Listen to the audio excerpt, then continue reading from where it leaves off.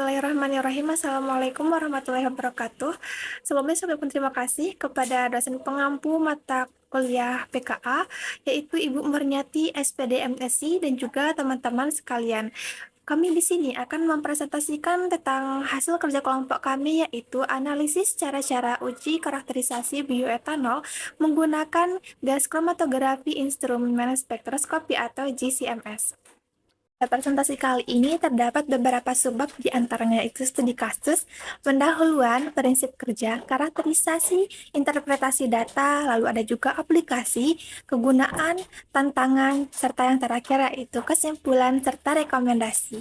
Di sini, saya akan menjelaskan studi kasus mengenai bioetanol di Indonesia. Upaya PT Pertamina melalui subholding Pertamina New and Renewable Energy atau PENRE mengembangkan bioetanol sebagai bahan bakar nabati atau BBN. Proyek kerjasama PENRE dengan PT Sinergi Gula Nusantara Glenmore Banyuwangi ini diambil karena saat ini Indonesia menuju percepatan transisi energi. Oleh sebab itu, diperlukan berbagai upaya termasuk pengembangan bioetanol untuk menggantikan energi fosil. Jadi, pembangunan pabrik ini merupakan salah satu energi untuk menghasilkan energi yang lebih ramah lingkungan, jelas anggota Komisi 12 DPR Edi Suparno.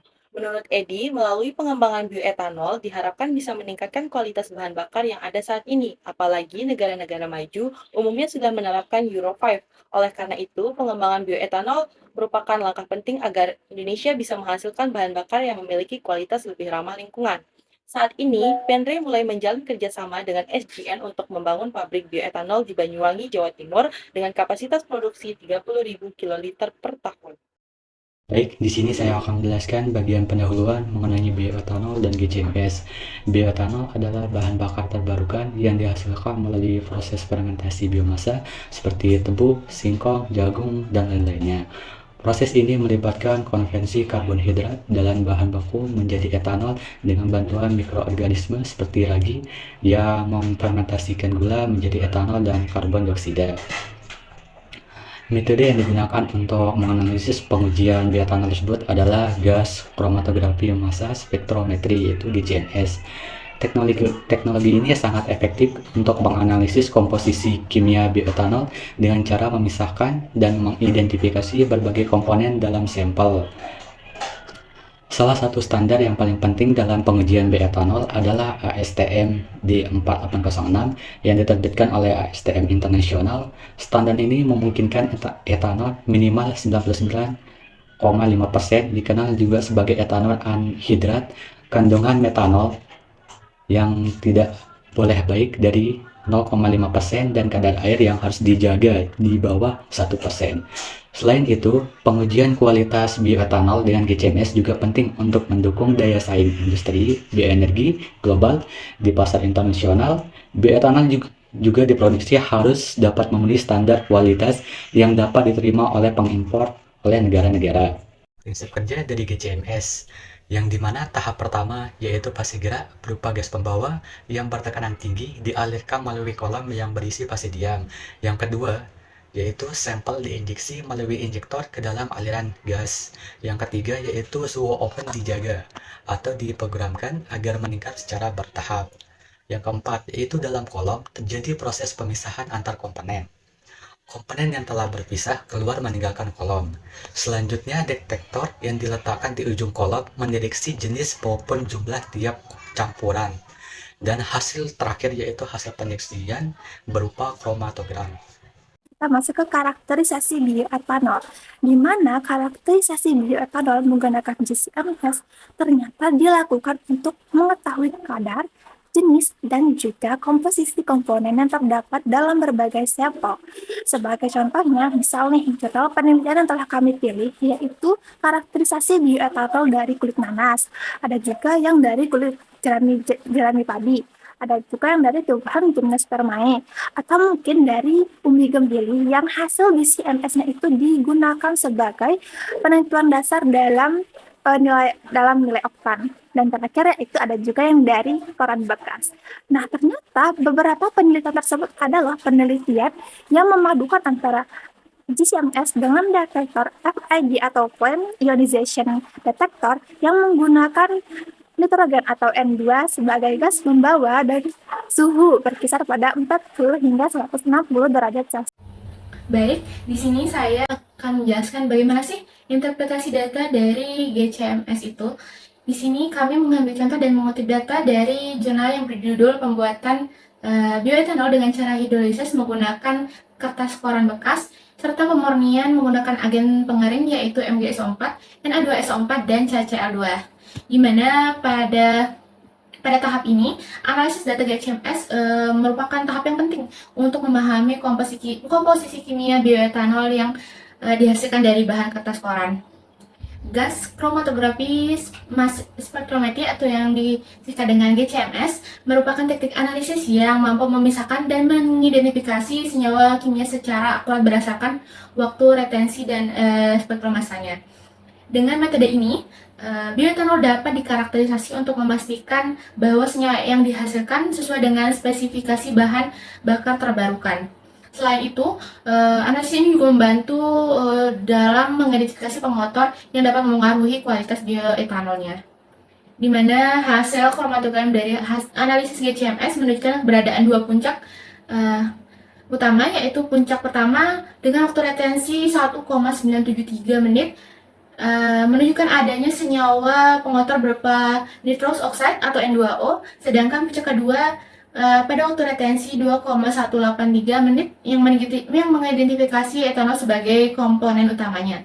Di sini saya akan melanjutkan presentasi mengenai interpretasi data dari GCMS bioetanol yang diperoleh dari kertas koran. Sebelumnya, teman saya sudah menjelaskan bahwa terdapat senyawa bioetanol pada sampel yang diuji, seperti pada gambar 5. Namun, bioetanol yang terdeteksi tersebut belum diketahui persentase konsentrasi dari kadar etanol tersebut, sehingga diperlukan pengujian lebih lanjut untuk mengetahui kadar dari etanol tersebut. Di mana nanti untuk mengetahui kadar bioetanol dilakukan uji menggunakan GC, di mana luas area dari senyawa bioetanol sampel yang sudah didapati tadi kemudian nanti akan dibandingkan dengan luas area dari bioetanol standar. Nah, di mana nanti hasil spektrum yang terbaca tersebut akan dibandingkan dengan hasil spektrum yang terbaca dari sampel. Nah, untuk persentase yang digunakan untuk bioetanol standar itu sendiri tercantum dalam jurnal yang kami pilih sebagai rujukan itu menggunakan 80%, 85%, dan 95%. Yang pertama, untuk kadar etanol 80% itu dengan waktu retensi yang hampir sama yaitu 2,9 sekian, didapati luas area 358,121 untuk 85%, 2,9 menit dengan luas area 443,235, dan untuk 90% waktu retensinya 2,9 sekian dengan luas area 585,542. Untuk bioetanol standar ini sendiri didapati bahwa semakin besar konsentrasinya maka akan semakin besar luas areanya. Namun pada tabel terdapat kadar etanol untuk sampel yaitu dengan waktu retensi 2,9 sekian dengan waktu retensi yang hampir sama didapati luas areanya 257,815. Selanjutnya saya akan menjelaskan mengenai aplikasi penggunaan bioetanol. Bioetanol memiliki berbagai aplikasi penting di berbagai sektor industri dan kehidupan sehari-hari. Berikut adalah beberapa aplikasi utama dari bioetanol. Yang pertama yaitu bahan bakar transportasi. Bioetanol digunakan sebagai bahan bakar kendaraan dalam campuran seperti E10, E85 atau E100. Selain meningkatkan angka oktan dan efisiensi mesin, penggunaan bioetanol dapat mengurangi emisi gas rumah kaca dibandingkan dengan bensin konvensional. Yang kedua yaitu produksi energi listrik. Bioetanol dapat dibakar untuk menghasilkan uap yang menggerakkan turbin pembangkit listrik. Ini menjadi alternatif yang lebih ramah lingkungan dibandingkan dengan bahan bakar fosil, serta memanfaatkan sumber daya lokal. Yang ketiga yaitu bahan baku industri kimia. Bioetanol menjadi bahan dasar dalam pembuatan senyawa seperti etilena, asam asetat, etil asetat, dan dietil eter. Penggunaan bioetanol mendukung industri kimia yang lebih berkelanjutan dengan mengurangi penggunaan bahan berbasis minyak bumi. Keempat yaitu bahan baku sanitasi dan disinfeksi. Bioetanol digunakan sebagai bahan aktif dalam hand sanitizer, pembersih permukaan, dan disinfektan medis. Bioetanol membantu menjaga kebersihan dan kesehatan, terutama dalam situasi darurat seperti pandemi. Yang kelima yaitu bahan baku industri minuman beralkohol. Bioetanol digunakan dalam pembuatan minuman beralkohol melalui fermentasi biji-bijian atau buah-buahan. Penggunaan bioetanol dalam industri minuman mencerminkan fleksibilitas dan beragamnya aplikasi dari senyawa ini. Yang keenam yaitu pelarut dalam industri. Bioetanol digunakan sebagai pelarut ramah lingkungan di industri cat, tinta, parfum, kosmetik, farmasi, dan pembersih elektronik, menggantikan pelarut berbasis minyak bumi. Selanjutnya yaitu penggunaan GCMS dalam karakterisasi bioetanol. GCMS adalah teknik analisis yang sangat andal untuk karakterisasi senyawa kimia, termasuk bioetanol. Teknik ini menggabungkan kemampuan pemisahan senyawa oleh kromatografi gas dengan identifikasi struktur molekul melalui spektrometri massa. Berikut adalah beberapa penerapan utama GCMS dalam karakterisasi bioetanol. Yang pertama yaitu GCMS digunakan untuk mengidentifikasi senyawa yang terkandung dalam bioetanol, termasuk kontaminan seperti metanol atau senyawa organik lainnya. Hal ini memastikan bioetanol memiliki komposisi yang sesuai dengan kebutuhan aplikasi tertentu. Yang kedua yaitu penentuan kadar etanol. Melalui analisis GCMS, kadar etanol dalam sampel dapat diukur secara kuantitatif. Ini penting untuk mengontrol kualitas bioetanol, terutama saat digunakan sebagai bahan bakar atau bahan baku industri. Yang ketiga yaitu GCMS dapat membuktikan bahwa sampel benar-benar mengandung bioetanol dengan menganalisis spektrum massa gas etanol. Ini berguna untuk memastikan keaslian dan kemurnian bioetanol dalam penelitian atau produksi. Baik, selanjutnya ada tantangan dalam penerapan GCMS. Yang pertama ada kemurnian bioetanol. Kemurnian bioetanol menjadi tantangan karena GCMS memerlukan metode yang akurat untuk mendeteksi dan memastikan kadar etanol yang sesuai dengan standar. Biasanya lebih besar dari 99%. Senyawa seperti air atau residu organik dalam bioetanol dapat mempengaruhi analisis, mempengaruhi sensitivitas alat, atau menyebabkan hasil yang tidak akurat. Yang kedua ada identifikasi zat pengotor. GCMS digunakan untuk mengidentifikasi pengotor seperti metanol, aldehida, atau senyawa volatil lainnya. Tantangan muncul karena zat pengotor tertentu memiliki struktur kimia yang sangat mirip dengan bioetanol, sehingga sulit untuk dipisahkan dan diidentifikasi dengan jelas. Selain itu, pengotor dalam konsentrasi yang sangat rendah memerlukan pengaturan alat yang lebih kompleks untuk mendeteksinya. Yang ketiga ada reproduksibilitas metode.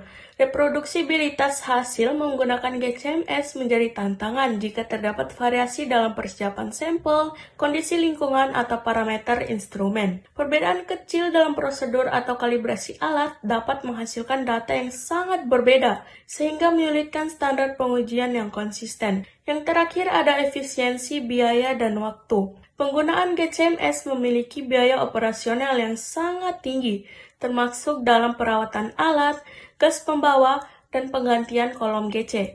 Selain itu, waktu analisis untuk setiap sampel bisa cukup lama, terutama untuk sampel bioetanol dan campuran yang kompleks. Hal ini menjadi kendala untuk pengujian dalam jumlah besar atau penggunaan dalam skala industri. Untuk mengatasi tantangan-tantangan ini, memerlukan pendekatan teknis yang tepat, seperti optimasi metode, penggunaan standar referensi yang baik, dan pelatihan tenaga ahli untuk meningkatkan efisiensi dan akurasi analisis bioetanol dengan GCMS. Nah, kita sudah sampai di kesimpulan. Kesimpulan dari penjelasan yang sudah kami paparkan tadi yaitu GCMS adalah metode yang sangat akurat untuk menganalisis dan mengkarakterisasi bioetanol dengan kemampuan mendeteksi komposisi, kadar etanol, dan pengotor metode ini memastikan bioetanol memenuhi standar internasional atau ASTM D4806 dengan kemurnian lebih dari 99,5%. Bioetanol memiliki peran penting sebagai bahan bakar alternatif, bahan baku industri kimia, pelarut, bahan sanitasi, dan sumber energi listrik. Hal ini mendukung transisi energi menuju penggunaan sumber daya terbarukan. Penerapan GCMS menghadapi tantangan seperti biaya tinggi dan kebutuhan operator yang terampil. Meski demikian, pengembangan bioetanol berbasis GCMS menjadi langkah strategis dalam mendukung transisi energi berkelanjutan di Indonesia.